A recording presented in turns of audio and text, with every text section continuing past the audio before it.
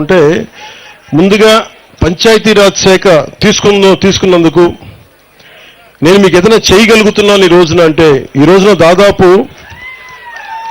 105 కోట్ల రూపాయల 33 లక్షల రూపాయల రోడ్లను ఈ రోజున మనకి శంకుస్థాపన చేశాం. ఇది చేయగలిగానంటే ఇక్కడున్న యువతీ యువకులు పెద్దలందరూ కూడా మమ్మల్ని మా కూటమి ప్రభుత్వాన్ని గెలిపించారు. 1 కాదు 2 కాదు మెజారిటీ. మీరు 164 సీట్లు ఇచ్చారు, మాకు 21 పార్లమెంట్ సీట్లు ఇచ్చారు. ముఖ్యంగా ఏజెన్సీ ప్రాంతంలో మనకి పార్లమెంట్ సీట్లు రాకపోయినా కానీ ఇందాక జర్నలిస్ట్ సోదరులు అడుగుతూ ఉన్నారు, మీరు ఇక్కడ గెలవలేదు కదా, మీ కూటమి ప్రభుత్వం ఈ నియోజకవర్గంలో లేదు, ఈ పార్లమెంట్ నియోజకవర్గం మీ కింద లేదు అన్నప్పటికీ నేను ఒకటే చెప్పాను, ప్రజలు మాకు ఓట్లు వేసినా వేగిపోయినా మేము మీకోసం పనిచేస్తాం. అది ఇప్పుడు నేను మీరు ఓట్ల కోసం మేము చేయలేం. ఈ రోజున ఇదే 105, 103 కోట్లు కనుక పెడితే దీనికి మొత్తం కలిపి 4,000 మంది లబ్ధి పొందుతారు, అంతే కదా. అని మీరు ఊహించండి, 100 కోట్ల పైన పెట్టుబడి పెడితే కేవలం దీని ద్వారా లబ్ధి పొందేది 4,500 గిరిజనుల మటుకే. కానీ మేము ఎలా చూస్తున్నామంటే దీన్ని ఇక్కడ ఓట్లు వేయలేదు.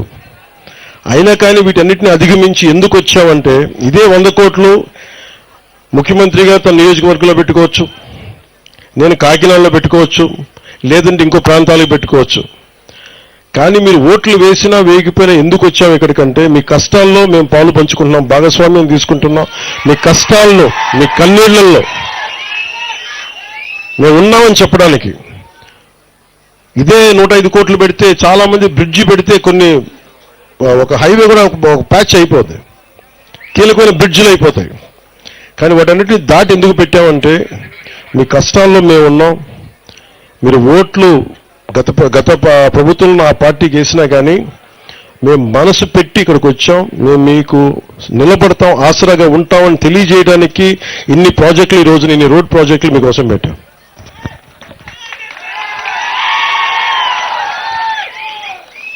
ఈరోజు ఇప్పుడు మనం 19 పనులు ప్రారంభించాం, 98.85 కిలోమీటర్లు. దీంట్లో 105 కోట్ల 33 లక్షలు మనం జాతీయ ఉపాధి హామీ పథకం, దాంట్లో జాతీయ ఉపాధి హామీ పథకం నుంచి 72 కోట్ల 20 లక్షలు, 33 కోట్ల 13 లక్షలేమో పంచాయతీరాజ్ మనకి ఇంజనీరింగ్ శాఖ నుంచి. వీటికి లబ్ధి పొందేది 72 గ్రామాలు, జనాభా 4,369 మంది. సరిగ్గా చెప్పాలంటే అనంతగిరి మండలం పినకోట గ్రామ పంచాయతీ గుమ్మంతి గ్రామం నుండి రాచకిల్లం గ్రామం మీదుగా రెడ్డిపాలెం గ్రామానికి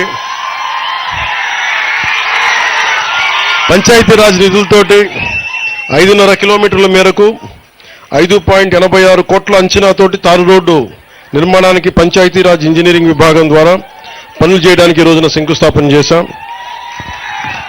దీనివల్ల